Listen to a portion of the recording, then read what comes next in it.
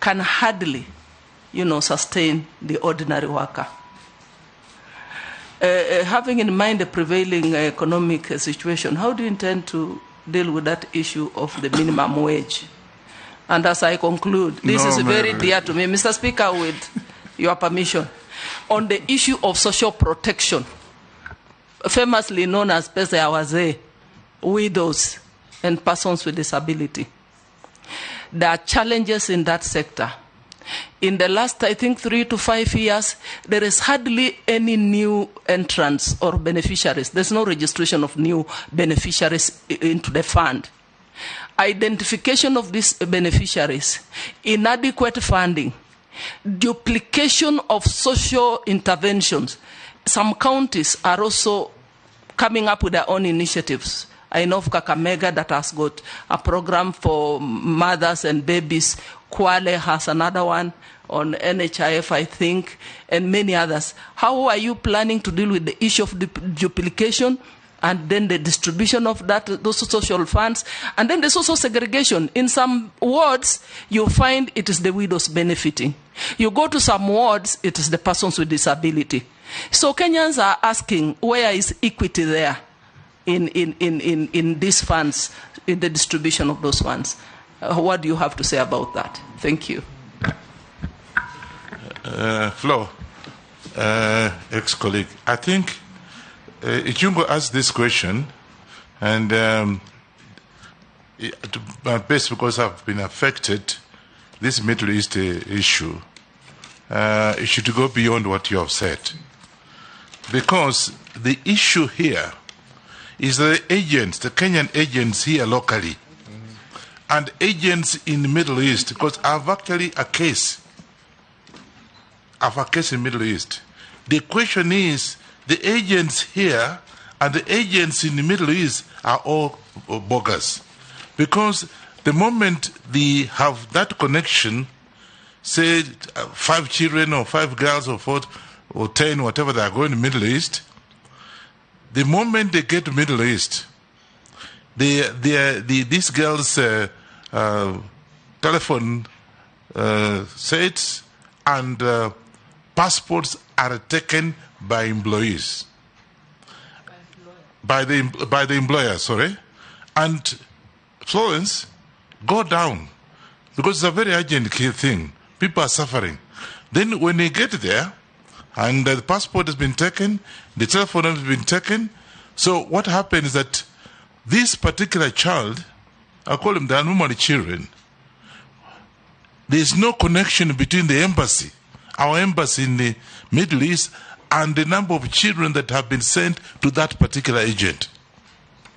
Once they get the money, they close shop. That's why we have cases where a child dies in the Middle East, and there's no connection at all. You don't even know about it. We have a case, you remember, recently where somebody died and has been in the mortuary for almost 8 months because there was no information. So I think you do more than, I want to just request you, go down and more than what you have done.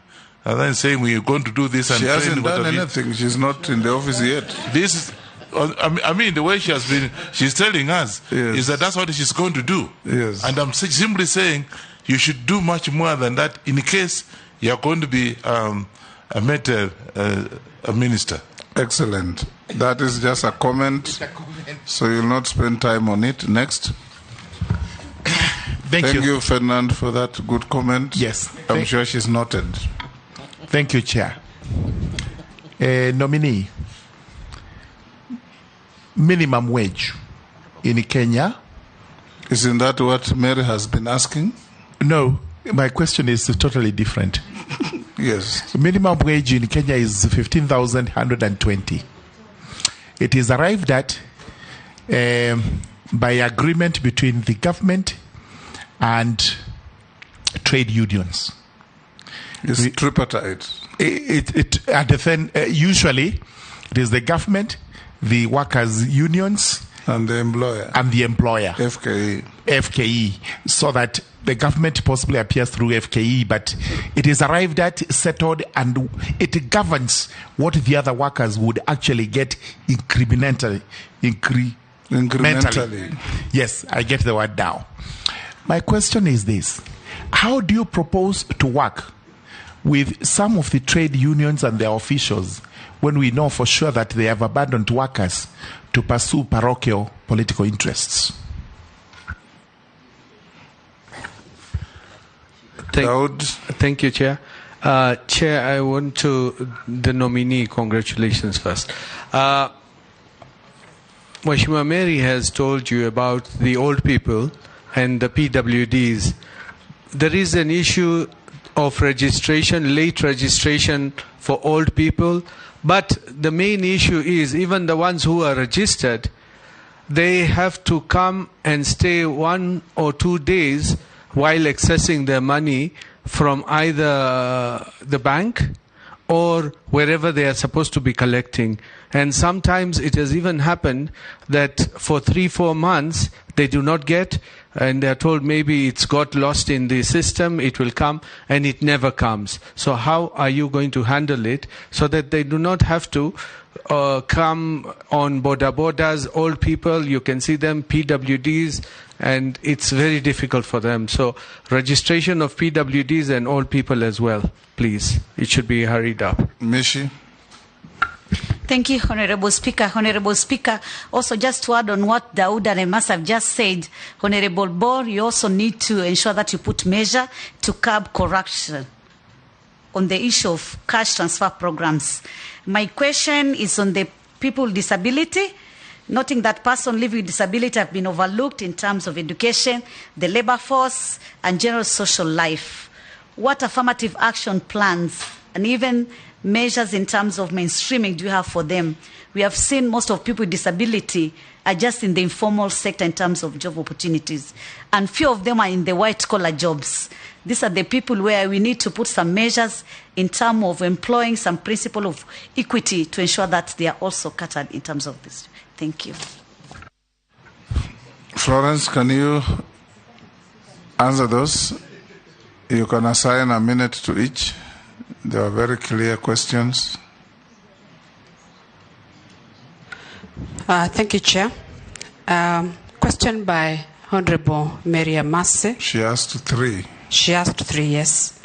One of them was on the fund at NSSF, that currently it has about 280 billion. That is the accumulated value that they have currently. And I think she was asking how safe that fund is. Kindly come up again. Microphone. I said that they have a product called Haba Haba, where you contribute 25 shillings per day, and if you do that continuously for 5 years, you can actually be given half of that money to refinance your business.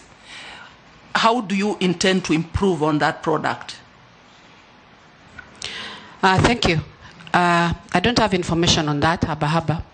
I will ask for that information once approved and be able to look at what intentions they have. And if they are saving for that long, for 25 years, the 25 shillings per day for 5 years to be able to start businesses, I don't know how viable it is to take that long to be able to start a business.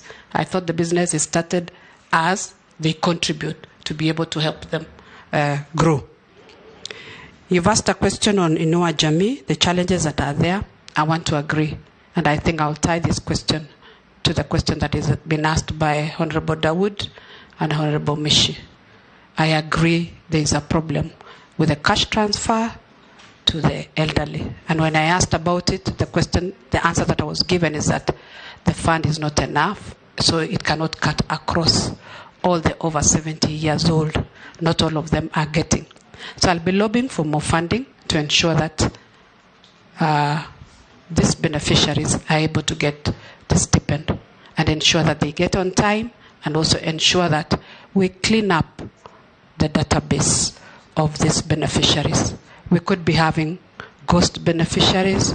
We could be having the wrong people, the money going to the wrong hands. And I'm told some of the payments that are paid are usually paid through the bank, to ensure that if there are deaths in that population, the money is refunded back to the ministry and may be given to other beneficiaries. On that, I want to agree with you. I've been in Parliament. Every time you'd go to a function, the elderly will come and tell you, so and so is getting, and me, I'm not getting. There should be equity, and we ensure that everyone gets that is over 70 years. I know the current budget that is needed extra, I'm told, is about 10 billion to be able to cover everyone. Then that also ties to the National Social Security Fund. That in future we want to increase the contributions to NSSF to have a better retirement benefits, so that we don't have the stipends. We reduce on the stipends that the government has to pay to the overage. So for us, where we are, we start contributions, the mandatory ones, to NSSF to ensure that we have better savings and we don't continue with the Social Security Fund, social protection stipends that we give out.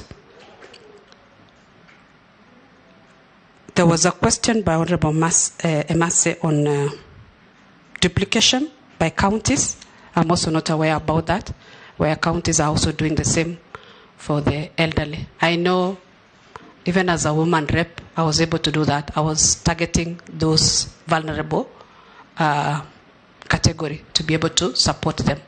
What is she saying, yes, which makes a lot of sense, is yes, whether you are a woman rep, the money is not yours, it's from the government.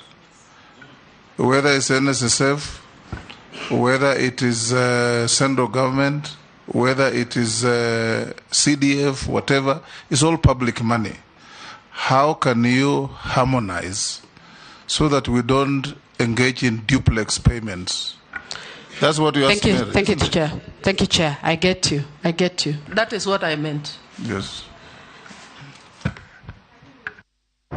I think we need to have a proper system and proper data so that we don't target the same. Florence, yes, that is not enough. You are the minister. Yes. If we confirm you, yes, what are you going to do to stop duplex payments and therefore wastage?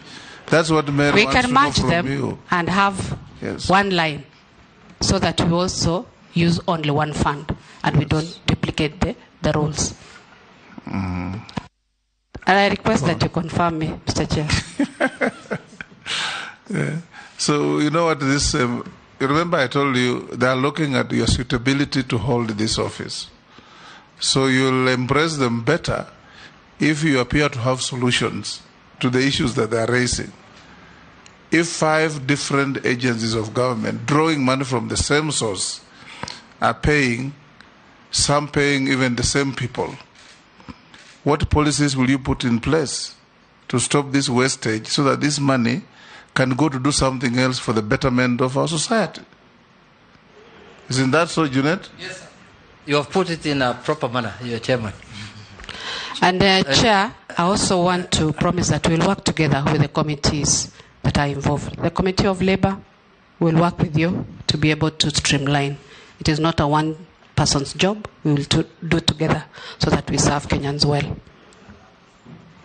Ferdinand, I think, just gave you direction on what he wants you to do. Let me appreciate. I think he was also adding on a point on what we should do. And I want to appreciate what you have said. We will do more. We will still discuss and see how we can streamline the issue of the Gulf region. I have a cousin suffering. We don't even know where she is. 8 months down the line. You already said that, Ferdinand.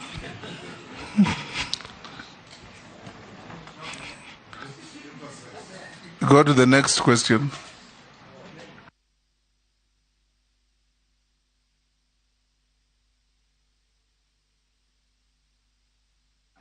Honorable Murungara asked about the minimum wage bill of 15,120, that we need to sit down and agree on the increment Am I right? That is what you wanted me to address? Okay. We'll sit down and agree with them. And I also want to admit that we have a wage council that has already been approved, but it is not operational. I will ensure that it works to be able to address the issue of wages across the country and across the workers. He also asked you about trade unionists using workers' money to play parochial politics. Isn't that what you asked? Yes. Yes, Chair. I also wanted to add regarding the same. What is she going to do to protect our workers from that cartel from Kotu? Yeah, exactly. Thank you, Chair. I've had the request by Honorable Murungara and Honorable Mokami. It's addressing the issue of these unions misusing the money for the workers, the contributions that they make. And workers need to be protected. And I want to promise that I will stop that, ensure that that money that the workers contribute goes to their welfare, goes to helping them, but not for a few individuals to enrich themselves. Thank you. Daud, did you ask a question? Yes. Daud and Mishi? The PWD's registration and that. Yeah, we will also streamline the issue of PWDs, ensure that they also get their stipends. No, it's not just the stipends. Yes. There is a problem in registering new PWDs so that they can get cards, so that they can get services from the government. There is that issue. I met the chair of the PWD's council, and he assured me that there is a new card that has been developed to be able to help the PWDs. So they will do away with the current cards. They have now better cards to serve them well, and also address their issues in employment and be able to have the tax-free benefits. Speaker, I'm not satisfied. Honorable Mishi has talked about the corruption. I'm coming to your question, Honorable Mishi. You asked about curbing corruption in social security, in social protection, in the stipends that are given out. And I've said I will clean the system and ensure we have a clean system, we have the right beneficiaries, and they go to the right people. And I think we'll be working with the Ministry of Interior so that we are able to get the information from the ground to the chief so that we get the correct beneficiaries. We'll work with the government institutions to ensure that we have the right people. In fact, Florence, you'll find that there are people, even probably in your own village, who retired 5, 6, 7 years ago. Yes. And they're still carrying around papers now. They have even been discolored. You don't know what color they were. Looking for their pension. They come to Nairobi. They come to the MP's office. They go to everywhere. They can meet somebody they know. They go to NSSF. They can't even enter the building. And they made their contributions. This is one of the things that you must address. Probably even decentralized payment of those benefits to the counties. Correct. So that people access their pensions from the nearest point possible. Chair, I want to agree with you. Yeah, because, Chair, sometimes what happens? Yes. What that pensioner is looking for gets finished with the transport money that he comes to Nairobi with and goes back. By the time he spends the transport money from Bungoma to Nairobi and goes back, the money he was looking for is less than that. Yes, exactly. He spends more. I agree with you, Chair. I agree with the honorable members. There's a problem there. NSSF take the contributions, but when it comes to payment of the benefits, it becomes a nightmare. I even saw their automation system. Their automation system is only on registration of members. But when it comes to the payment of benefits to the members, the process stops. I will want to streamline that. Let our public, let the beneficiaries get the benefits, even on phone. What is hard in doing that? I'm ready to do that. Thank you. Maisula? An intervention on the NSSF. Chair. Okay. And it's about, there was a suggestion, maybe the nominee can, that if we continue allowing NSSF to collect, they are the ones in charge of collection, they are the ones of saving, they are the ones of, releasing the money to the, why don't you separate? Maybe NSSF can collect, another body can be able now to deal with paying the pensioners instead of the same people, because they are the same people who bring a lot of bureaucracy within that place. Naisula, you can combine that with the Naisula and Caleb. That one was not mine. That was an intervention. You have had your bite. Speaker, our questions are not answered. Chair. Yes. You are my friend.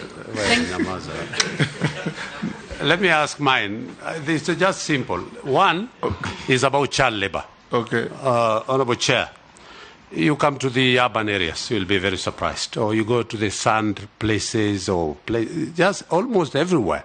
Children, minors, are the ones who are working and getting paid. And to an effect, these children don't go to school.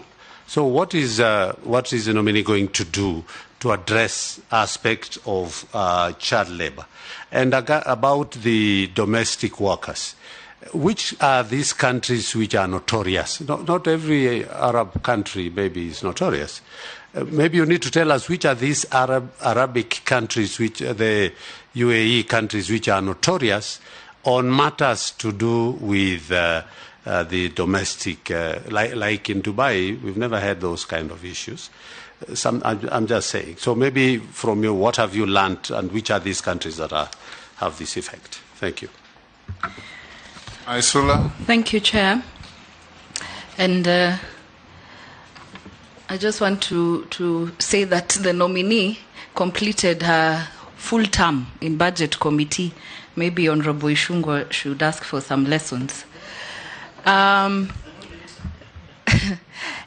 this is just a comment and maybe an advice on this issue of our ladies and girls in the Middle East. The bigger question is, where are they going?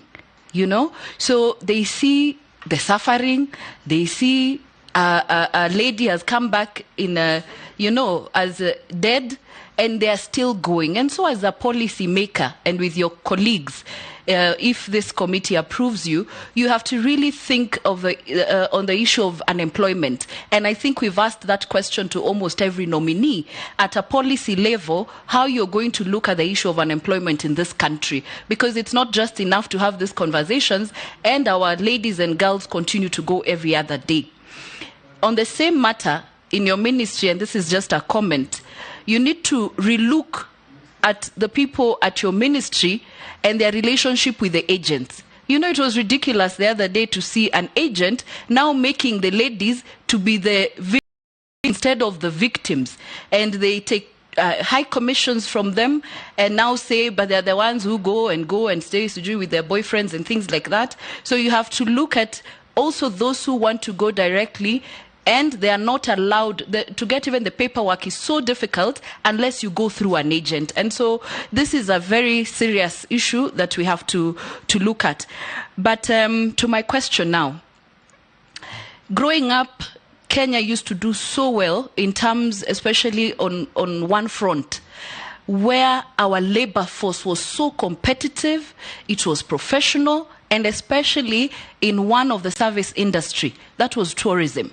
We were known across the region, but we can slowly see that it's going down.